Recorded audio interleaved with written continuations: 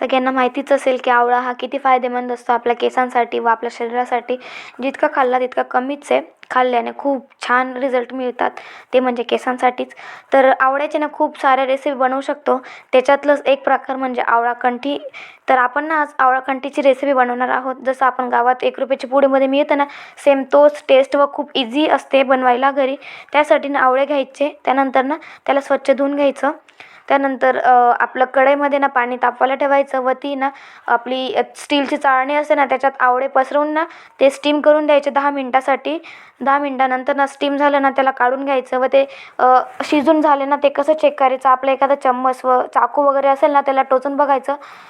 ते ना आपल्याला ना असं लगेच मोकळे मोकळे होऊन दिसतात, तर समजून जायचं हे आवळे छान प्रकारे शिजून झाले. जास्त शिजवायचं नाही बरं का. जसे मोकळे झाले ना तर समजून घ्यायचं ते शिजून झाले. तर ते गार झाले ना व त्याला ना मोकळे मोकळे पाकळ्यामध्ये करून टाकायचं. तर बघू शकता मी असे पाकळ्या त्याचे पाकळ्या मोकळे होतात. ते करायचं पण काम नाही, फक्त हाताने त्याला काढाव्या लागतात.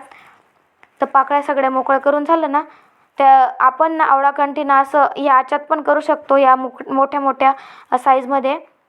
व त्याला आपण बारीक कट करू शकतो बरं का, तुम्हाला जर बारीक हवं असेल तर.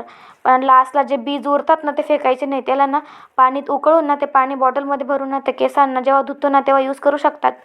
त्यानंतर ना तुम्हाला आपण आवळे जर मोकळे मोकळे केले ना तरी चालेल व तुम्हाला बारीक कट करून हवे असेल ना तरी चालेल. त्याच्यानंतर ना मी ब्लॅक नमक असतं ना, काळं नमक, ते घेतलं व त्यात पाणी टाकून त्याचं असं बॅटर तयार करून घेतलं. त्याच्यानंतर ना ओवा असतो ना, ओवाचं खूप बारीक पावडर करायचं बरं का. माझं ना ओवा थोडाच होता म्हणून त्याचं पावडर काही जास्त झालं नाही, बारीक झाला थोडासा फक्त. पण तुम्ही बारीक करा बरं का पावडर. त्याच्यानंतर ना त्या आवळ्यामध्ये टाकायचं व ते मिक्स करून घ्यायचं व आपण जे खारं पाणी तयार केलं ना म्हणजेच ब्लॅक सॉल्टचं, ते पण टाकायचं व मिक्स करून घ्यायचं.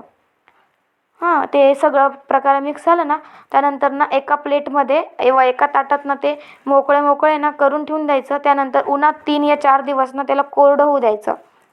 तर बघू शकता हे खूप बारीक झाले आहेत. जर तुम्ही कट केले असेल ना ते आणखीन बारीक झाले असते. तर हे रेडी आपले सुकून झाले आहेत. तर अशा प्रकारे आवळा कंठी रेडी आहे. तुम्ही पण नक्की ट्राय करा. खूप फायदेमंद असतं व खूप क्विक बनतं व केसांसाठी जसं काय आपल्याला वरदानच असतं.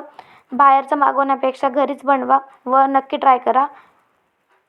अशा इझी व हेल्दी रेसिपींसाठी माझ्या चॅनलला सबस्क्राईब करायला विसरू नका.